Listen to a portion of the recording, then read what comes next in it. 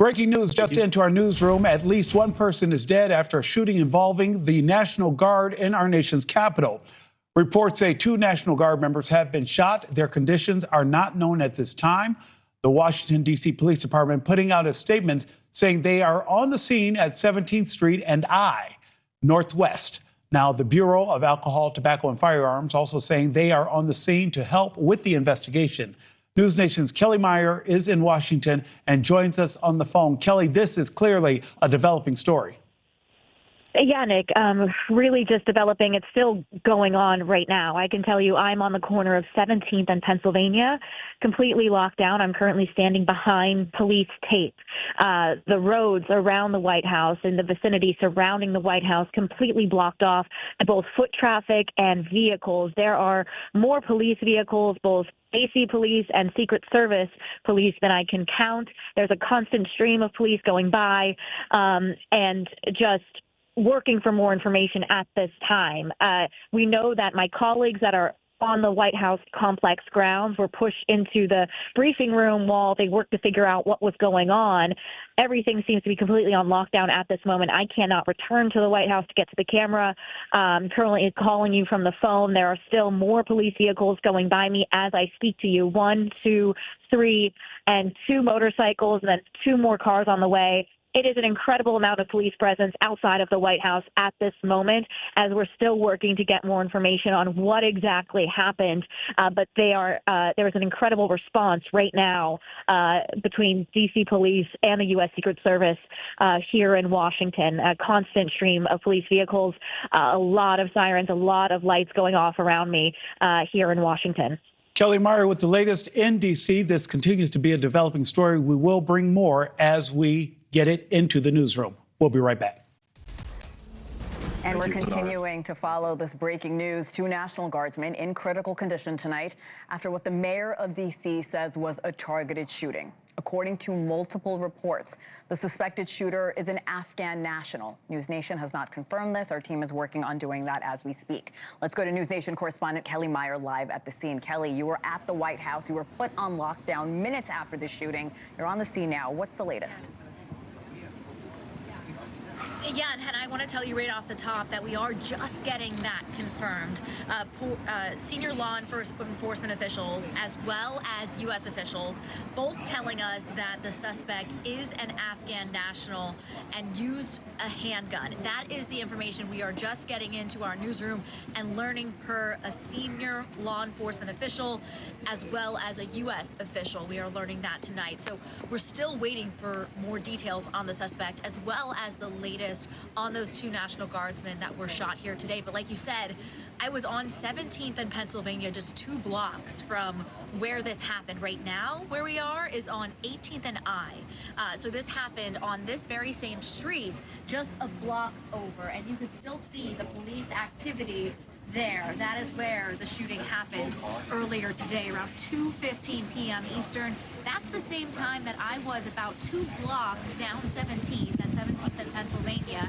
I walked out to return to the White House and couldn't move. There was police tape already up and police cars, as well as U.S. Secret Service cars, rushing up 17th Street to come up here to I Street and find out what was going on. And that time, we didn't know exactly what was happening, and we were reporting on NewsNation, getting more details coming in, and then finding out, of course, that 2 National Guardsmen were shot here today. They are still in critical condition, is what we're hearing tonight. We also heard in that press conference earlier today, Hannah, that this was a targeted attack. That's what the D.C. mayor said. So this is something that the president has commented on, members of his cabinet have commented on, and this is something that we're watching very closely as we're getting that latest information in just now. Confirmed to NewsNation that the suspect, the shooter, is an Afghan national and had a handgun here today.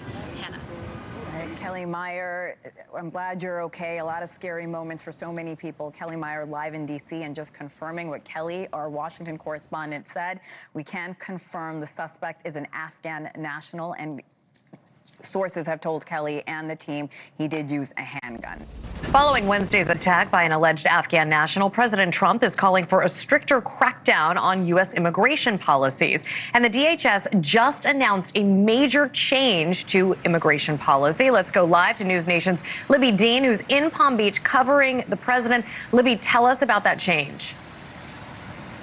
Well, Jessica, a massive freeze now coming to U.S. immigration services into the U.S. We now know those asylum seekers. That is all being halted. This was just announced by U.S. Citizenship and Immigration Services that asylum decisions are being halted. This means any asylum seekers attempting to flee persecution in their country, they'll now not be granted access into the U.S. for now. You're looking at that post on your screen from the USCIS director who was appointed by President Trump to that role, halting asylum decisions. A major announcement. Another major announcement that happened moments after this one, the State Department tonight saying they are pausing the issuing of any visas to individuals traveling on Afghan passports. Two major announcements there, a direct result of President Trump's late night directive on Thursday, ordering that crackdown on immigration enforcement following the shooting of those two National Guardsmen in Washington, D.C. near the White House. Now, the president posting he plans to permanently pause migration from all third world countries. It's not clear here what the president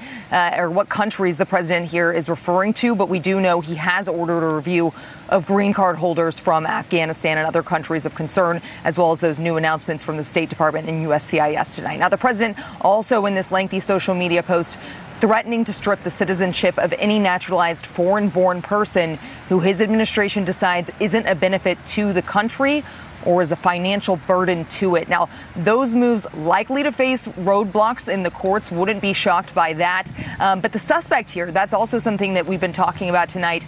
That is what has ultimately triggered this latest immigration announcement, not only from the president, but USCIS, the State Department. And officials themselves have pointed to this shooting and this suspect who is an Afghan national for these decisions that we're now seeing play out across the federal government when it comes to immigration enforcement. We know this suspect was flown in during the Biden administration's Operation Allies Welcome. Following that withdrawal from Afghanistan, we were in the room with President Trump asking him about this last night. Let's take a listen to that.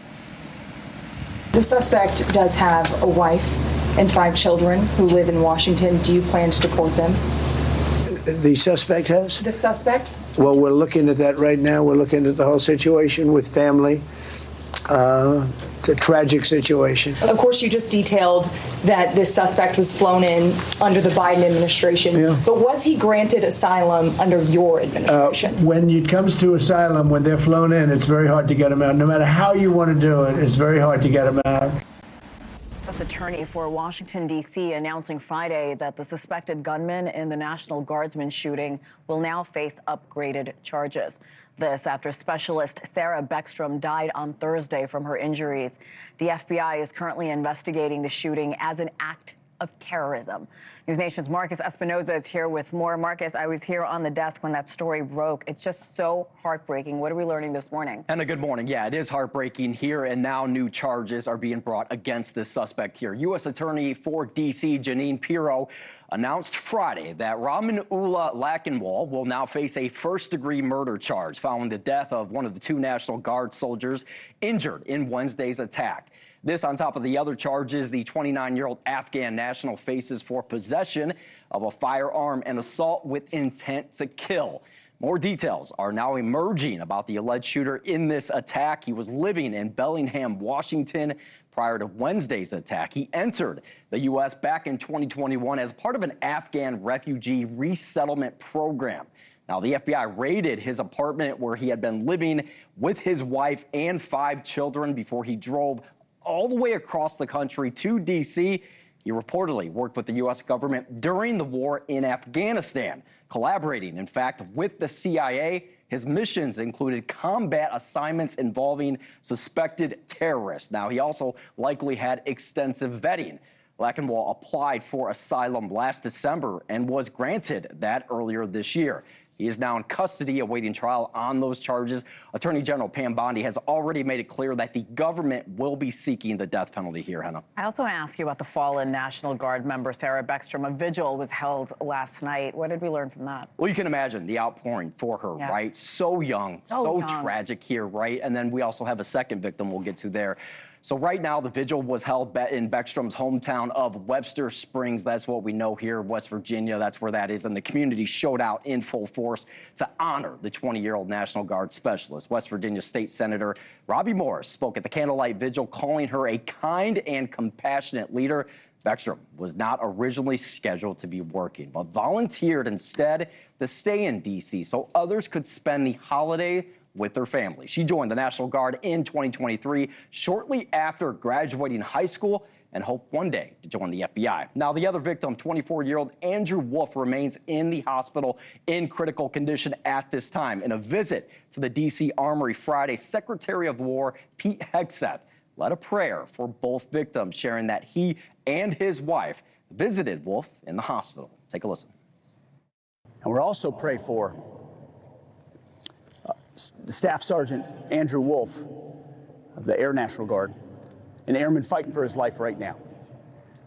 My wife and I had a chance briefly last night to be there, lay hands on him, and pray over him. And I promised his mother one thing, that we would keep praying for him. Certainly, every day he survives is good news. West Virginia Governor Patrick Morrisey has ordered flags to be flown at half-staff following this tragedy. There's also going to be another vigil held for Beckstrom later tonight. So a lot of outpouring of love and support for them as this investigation continues. And I know you're going to have more here with Jackie. Yeah, and again, just so incredibly young, Marcus Espinosa. Thank you for that up. State Department is now pausing visas for Afghan nationals, you may have heard, and it's halting all asylum decisions at this point.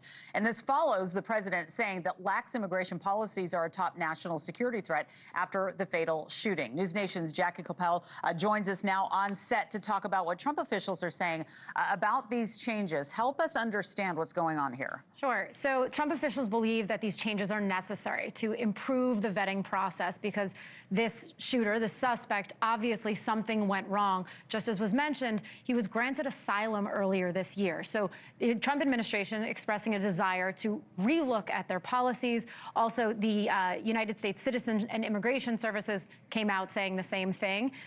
This all does stem from Operation Allies Welcome, which is where the Biden program, or under the Biden administration, they actually allowed tens of thousands of Afghans to come in. The vetting process for that was not as strong as it is for something called special immigrant visas. Now, there are still tens of thousands of Afghans waiting to be processed. And one of the things you and I were discussing earlier is why there's been such a holdup.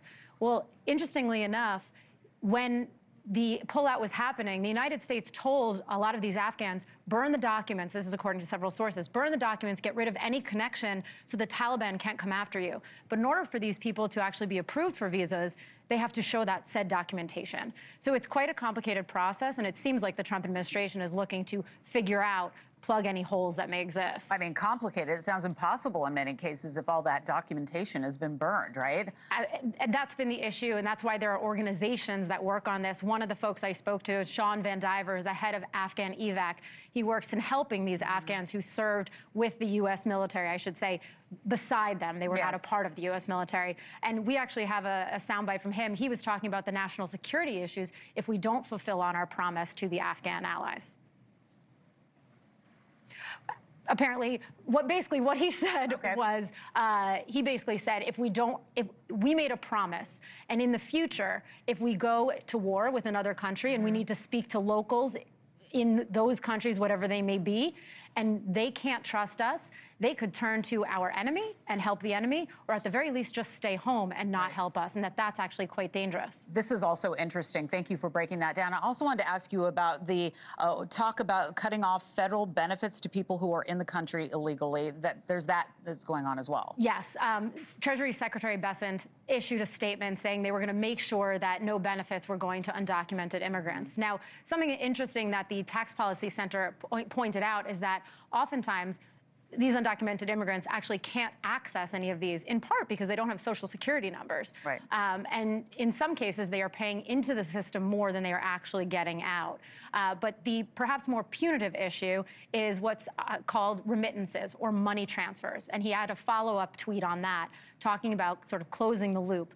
These remittances are often the reason why many people come to the U.S. About $40 billion or more, our researchers tells me, are sent from the United States to Mexico, just Mexico alone, because people are sending money to their friends and families back home. So if you shut down that system, that will change the calculation for a lot of people. Wow, incredible. Thank you so much for breaking that down, Jackie. We will talk again next hour. You know, last hour I was speaking with Joshua School, and we were talking about how to know if somebody is maybe acting suspicious or if there's been changes in somebody's behavior, and how you should call the police. You know, you should make contact with law enforcement if something really seems off, if you have a feeling that somebody, for instance, has been radicalized. And now we're getting, in this last hour, the Associated Press spoke with one of the suspect's neighbors who says that this suspect disappeared 2 weeks ago, but looked okay otherwise. So what do you think investigators will be looking into given that information? So now we have a little piece of this guy's life, right? That he disappeared. Nobody saw him around for 2 full weeks. Well, absolutely. I'm sure as they look at social media, there are probably some encrypted apps that he has utilized to communicate.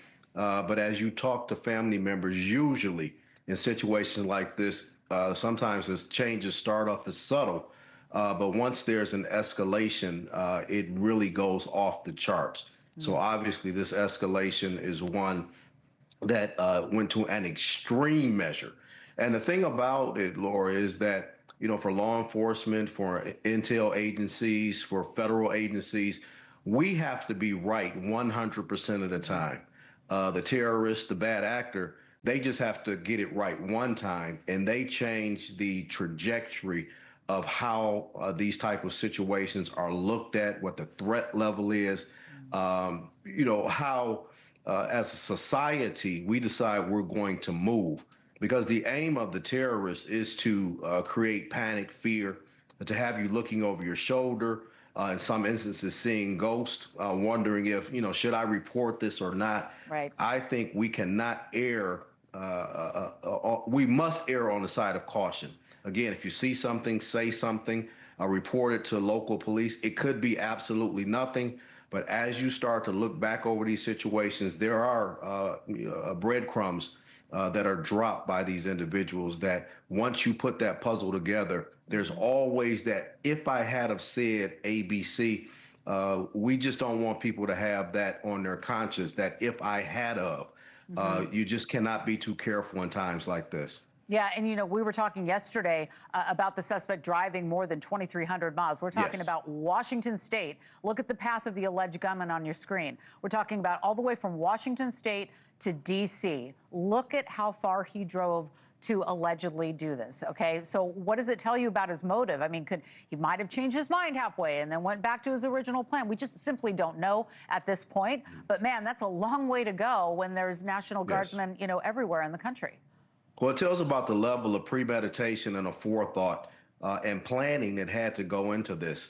Even though these two soldiers who unfortunately were targeted may not have been specific targets, but the uniform, the military, what they stand for, what the residual effects of this type of attack will do to a community, to drive that far.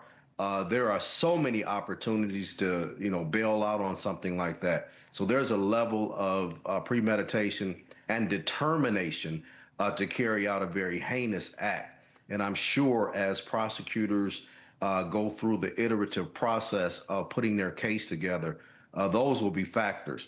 Every cell phone tower that he hit, every stop he made, every interaction he may have had in a convenience store, every camera he might show up on. All of these things, part and parcel, will give some insight into the situation. Will it change the situation? No. But these things are, from an investigative standpoint, are so important to capture as much information as possible so we can project as much as possible when these types of behaviors come on the radar, there can be some meaningful interdiction. Yeah, and also another part of this story, a big part of the story, is learning that the suspect came here from Afghanistan. He was able to come here through that special asylum program because he previously worked in a special program backed by the CIA. So when we're talking about rewinding the tape and going back to possible previous red flags that might have been missed in the vetting process, where do you see that going? And if you could keep the answer short, because we're running out of time, but I wanted to ask you about that. Well, I'll just simply say this. This cannot be a political football. We have to have a reasonable analysis to find out what happened, how it happened, and make sure we do everything humanly possible not to have it happen again. Investigators, they are digging into the past of the man they say killed one National Guard member, left another fighting for his life. DHS Secretary Kristi Noem saying they are gathering more information from the family and associates of the suspect, who is an Afghan national. The 29-year-old faces a first-degree murder charge for Wednesday's shooting. NewsNation's Tom Dempsey, he's live at the White House. And Tom, the president, now saying he has spoken to the victims' families. That's right, Kelly. Good morning. President Donald Trump saying he has invited the families of Specialist Sarah Beckstrom and Staff Sergeant Andrew Wolf here to the White House. President Trump saying he wants to honor the two National Guard members who were shot, with Sergeant Wolf still in critical condition. Well, I mean, I can give you an update. They're devastated. I've already suggested it. I said, when you're ready, because that's a tough thing, come to the White House. We're going to honor Sarah. And likewise with Andrew, recover or not, we're going to honor her. Those comments came after Homeland Security Secretary Kristi Noem said she believes the suspect, 29-year-old Rahmanullah Lakanwal, became radicalized at some point while here in the United States. We know Lakanwal served in a special Afghan army unit that worked with the CIA, and he came to the United States in 2021 as part of Operation Allies Welcome, which helped evacuate and resettle 76,000 Afghans after the U.S. withdrawal from Afghanistan. Lakanwal then lived in Washington State with his wife and children. But Kelly, here in D.C. over the weekend, a memorial grew at the site of the shooting. The governor of West Virginia also saying some churches in the state held prayer vigils. But as part of the fallout from all this, we're also seeing some big changes being proposed for U.S. immigration policy. In fact, there's been a freeze on processing for all asylum applications, and President Trump has called for migrations to stop from third world countries. Kelly? Yeah, some pretty sweeping changes there. Tom, also the president, his team, they're looking for a deal to end the war in Ukraine. How are talks going at this hour? Yeah, so this is going to be a big thing to watch for this week. In fact, later today, Special Envoy Steve Witkoff will leave to Russia to meet face-to-face with Russian leader Vladimir Putin later this week. President Trump voicing a little bit more optimism that a deal can be reached to end this war as it rages on in Europe. In fact, just over the weekend, a team from the United States and Ukraine met in Florida. Negotiators say they continue to make revisions to the initial plan negotiated by the United States and Russia. Secretary of State Marco Rubio describing the weekend talks as productive, but also saying more work needs to be done. We don't just want to end the war, we also want to help Ukraine be safe forever, so never again will they face another invasion. And equally importantly, we want them to enter an age of true prosperity. And again, the big thing to watch for will be this meeting between Special Envoy Steve Witkoff and Russian leader Vladimir Putin. That's expected to take place tomorrow, with these peace talks going to be front and center in Moscow. Kelly? Thank you for watching. Subscribe below and download our NewsNation app right now on your phone, and you will get fact-based, unbiased news for all Americans.